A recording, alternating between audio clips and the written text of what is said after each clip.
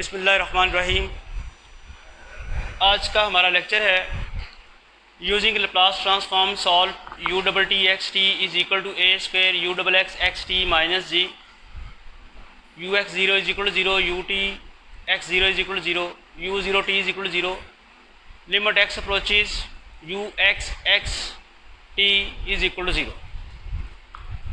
अब इसमें आप ये देखें कि ये आपके पास क्या चीज़ है, ये second order partial differential equation है। हमने पहले ये second order partial differential equation solve की हुई है, पीडीज का कोर्स पढ़ा हुआ है, लेकिन यहाँ इसको लैप्लास ट्रांसफॉर्म की मदद से सॉल्व करना है।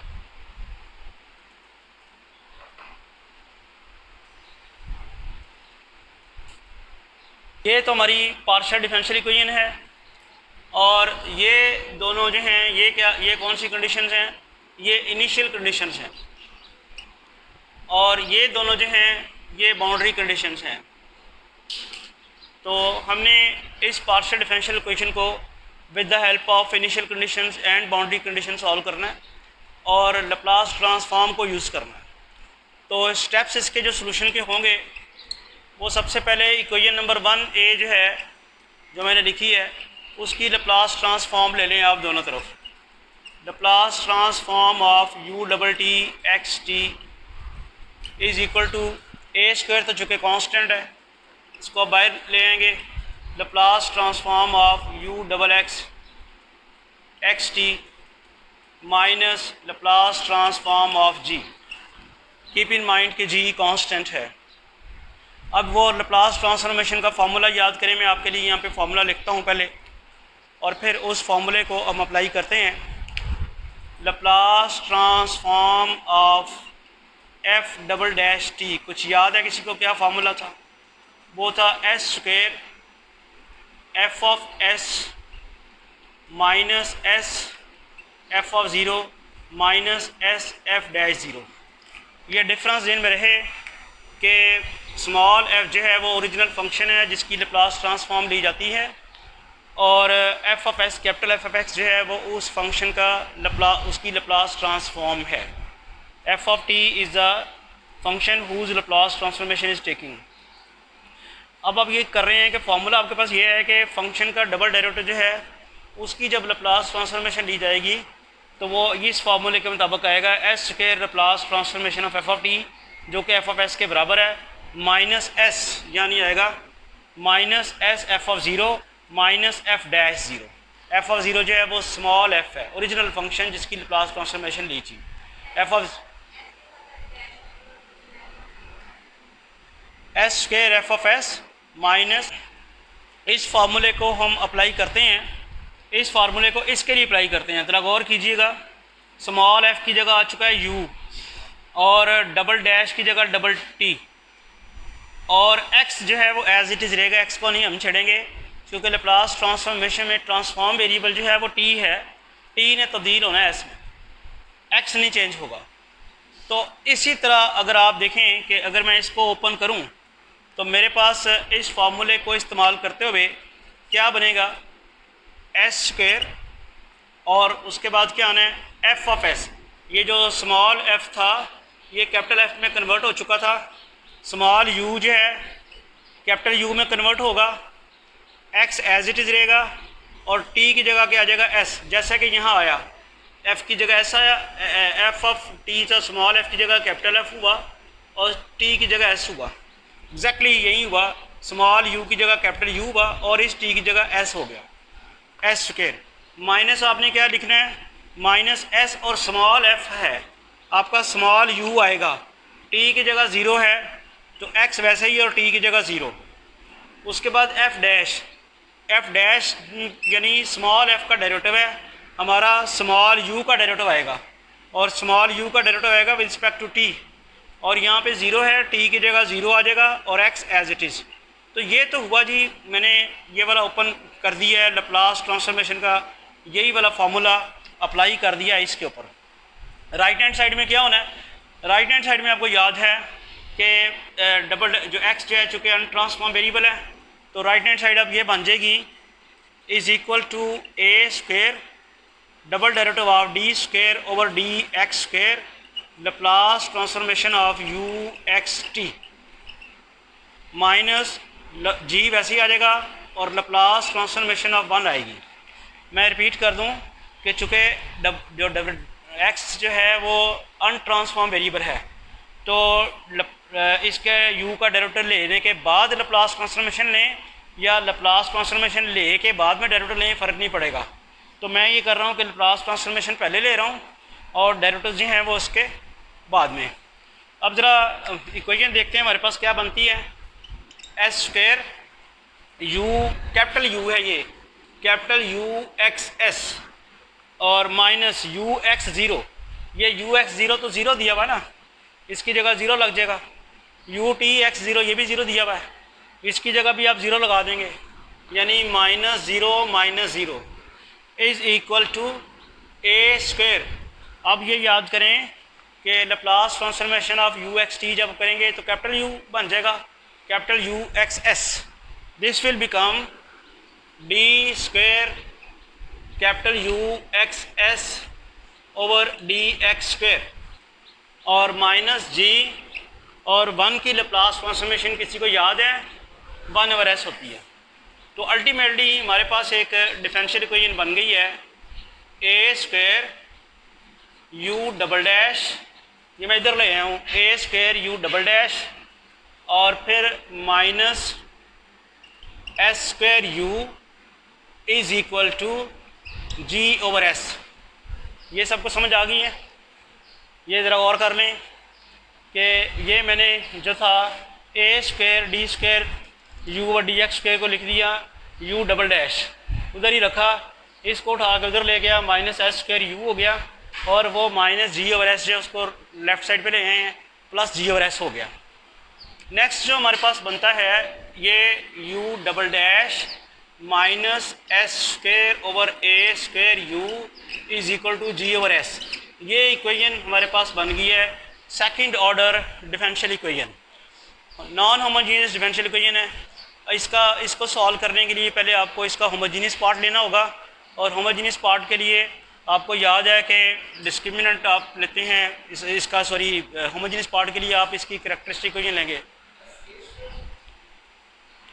एस ए स्क्वायर, क्योंकि ए स्क्वायर से आपने डिवाइड किया है, g over s a square, ठीक है।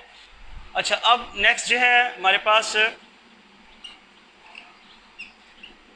For complementary function for u c consider homogeneous part of 2a। इसका होमोजीनियस पार्ट आपके पास आएगा u double dash minus s square over a square u is equal to 0 और इसकी auxiliary equation बनेगी d square minus s square over a square is equal to 0। यहाँ से d की वैल्यू आएंगी plus minus s over a. ये आपके पास आ गई हैं रियल रूट्स।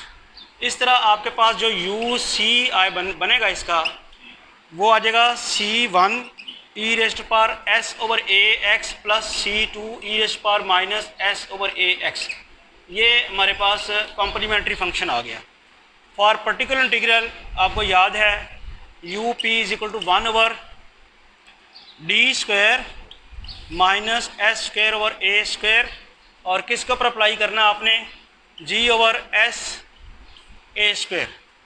तो ये आपके पास क्या बन जाएगा, ये बन जाएगा जी ओवर, और ये जी ओवर एस ए स्क्वायर को आप साथ ई रेस पर 0x भी लिख सकते हैं, ये याद होगा ई रेस पर 0x। अब फाइनली हम क्या करेंगे, जो ई की पावर में x का कोएफिशिएंट 0 है उसको ऑपरेटर डी की जगह अप्लाई कर देंगे। ये सारा डिफरेंशियल इक्वेशन में आपने किया हुआ है। तो जब आप इसको पुट करते हैं तो this becomes 0 minus s square over a square g over s a square. तो इसके बाद आपके पास जो फॉर्म बनती है वो आपके पास क्या बनती है, ये ए स्क्वायर से कैंसिल हो जाएगा और उसके बाद क्या रह जाएगा minus g over s cube. ये चेक कर लें, minus g over s cube रह जाएगा। हमारे पास जो सोल्यूशन आया यू एक्स एस वो आ गया u c plus u p, और है वो complementary function plus particular integral आएगा। कॉम्प्लीमेंट्री फंक्शन हमारा है C1 e raise to power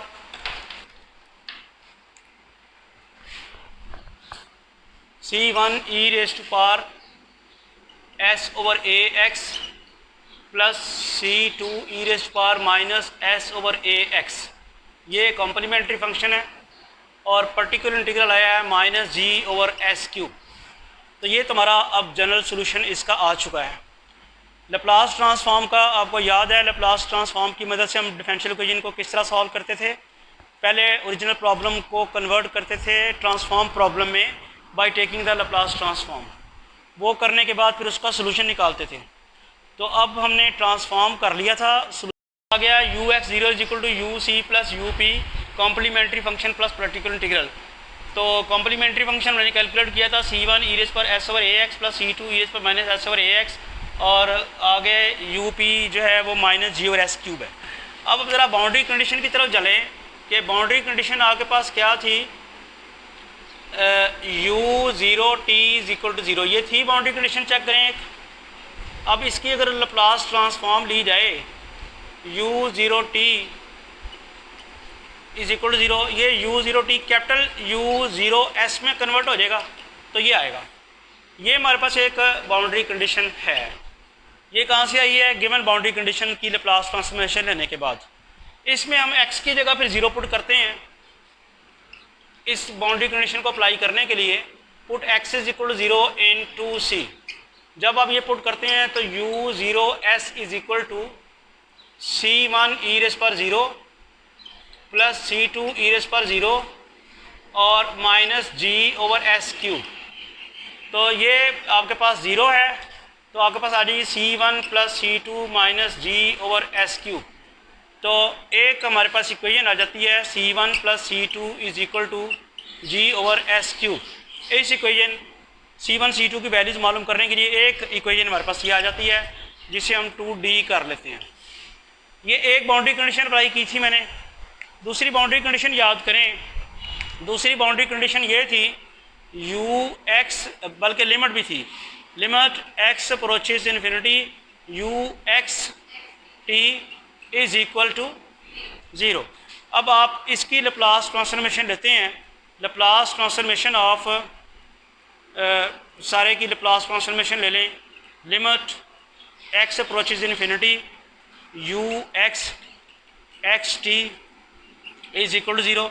तो इसमें लिमिट x अप्रोचेज इन्फिनिटी बाहर आ जाएगा और ये डेरिवेटिव भी डी ओवर डी एक्स भी बाहर आ जाएगा, और बेसिकली क्या रह जाएगा आपके पास, Laplace transformation of u x t। और ये जो बनेगा ये बनेगा लिमिट x अप्रोचेज इन्फिनिटी और ये डेरिवेटिव, ये स्मॉल u x t की लैप्लास ट्रांसफॉर्मेशन लेने के बाद ये कैपिटल बन जाएगा u x s, और ये डेरिवेटिव पड़ा हुआ है, ये हम डेरिवेटिव लगा देते हैं। फिर देख लें Laplace transformation of u x t जब ली तो कैपिटल U बन गया, बाहर डेरिवेटिव पड़ा हुआ है u डैश x s लग गया, ये किसके बराबर आ गया, ज़ीरो के।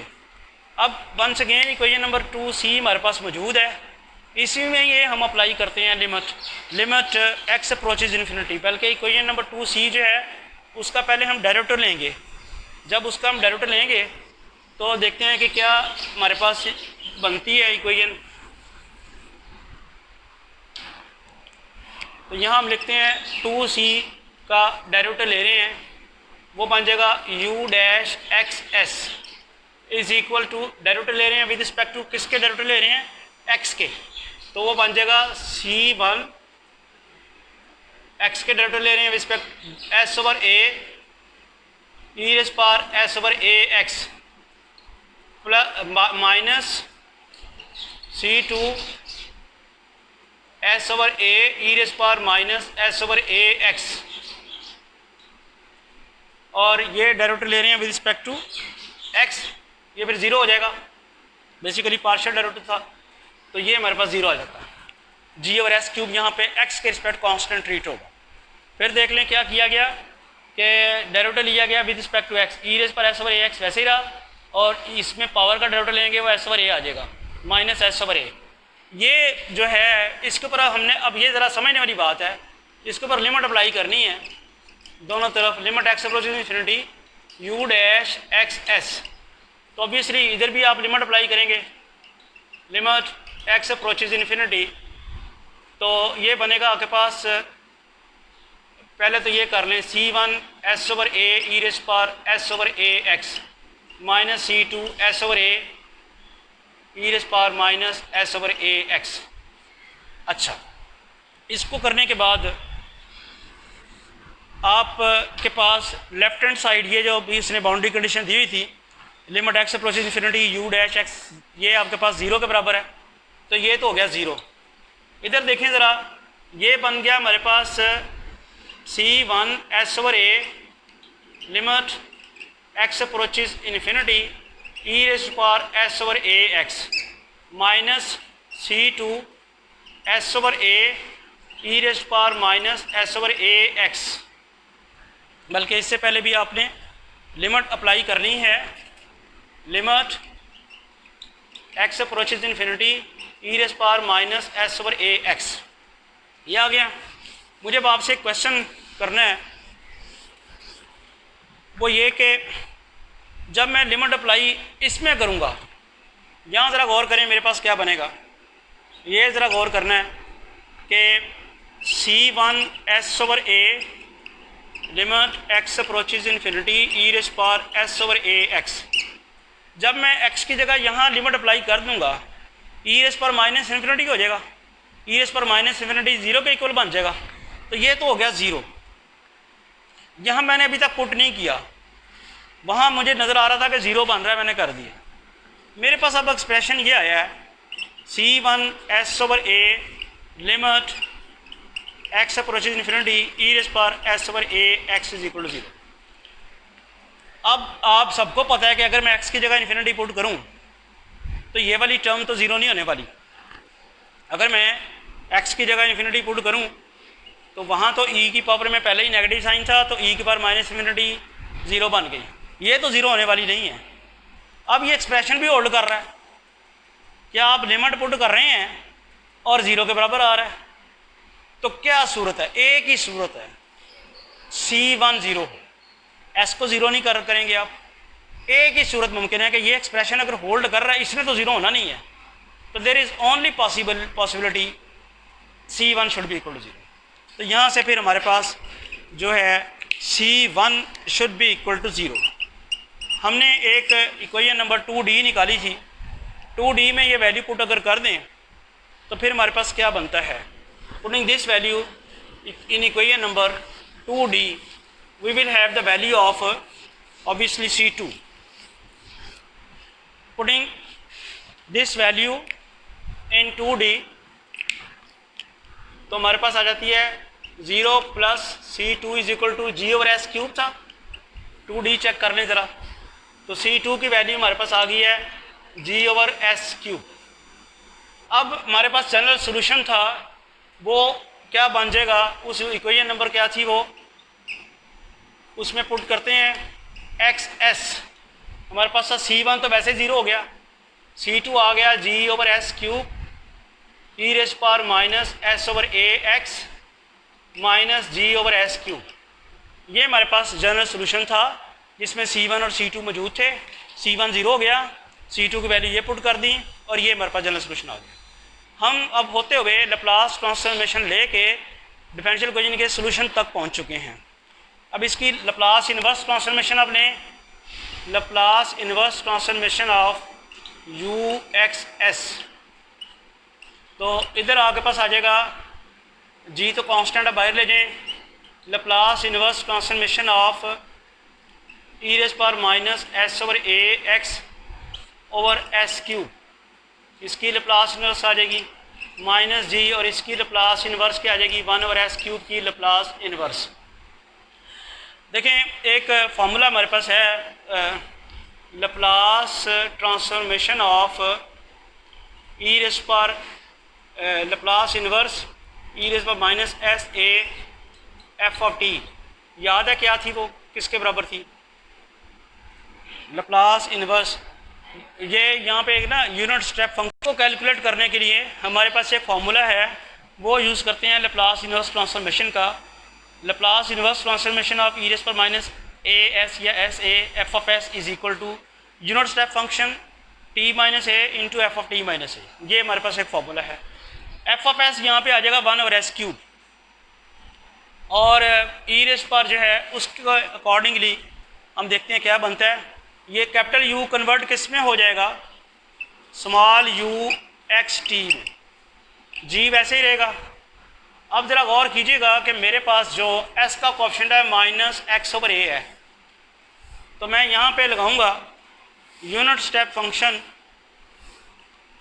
t माइनस x/a और f of t minus x/a ये मैं लगाऊंगा इस फार्मूले के मुताबिक। एफ ऑफ एस मेरे पास 1/s³ है और ई रेस्ट पर s/a आपके पास ये आ जाता है माइनस जी।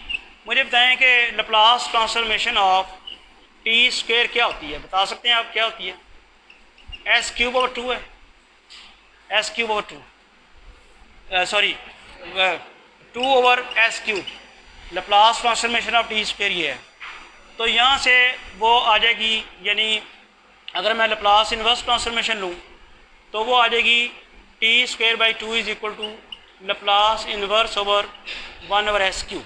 ये आ जाता है, यानी 2 में इधर ले गया, लेप्लास ऑपरेटर उधर चला गया, तो 1/s³ की लेप्लास इन्वर्स ट्रांसफॉर्मेशन जो है वो आ जाएगी t²/2।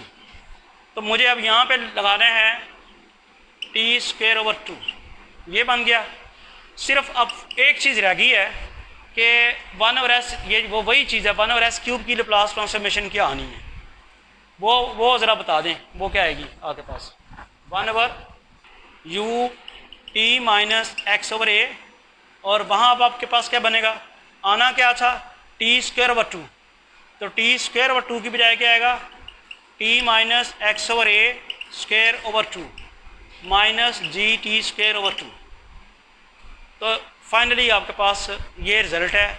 इसकी सिंप्लीफिकेशन अगर करनी चाहें तो फर्दर की जा सकती है कि आप at माइनस x² कर लें,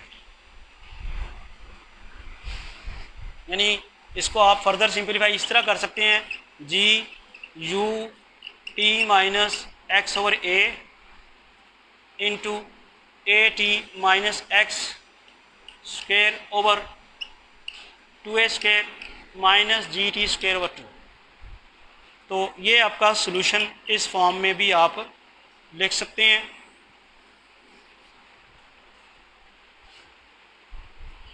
इस तरह से हमने जो पार्शियल डिफरेंशियल इक्वेशन दी हुई थी उसको लेप्लास ट्रांसफॉर्म की मदद से सॉल्व कर लिया।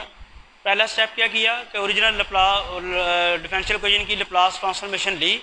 लेप्लास ट्रांसफॉर्मेशन लेने के बाद उसको फिर हमने सॉल्व किया। सॉल्व करने के बाद हमने उसकी लेप्लास इन्वर्स ट्रांसफॉर्मेशन ली और तब हम ओरिजिनल सॉल्यूशन की तरफ आए हैं। तो होपफुली आपको ये क्लियर हो गया होगा।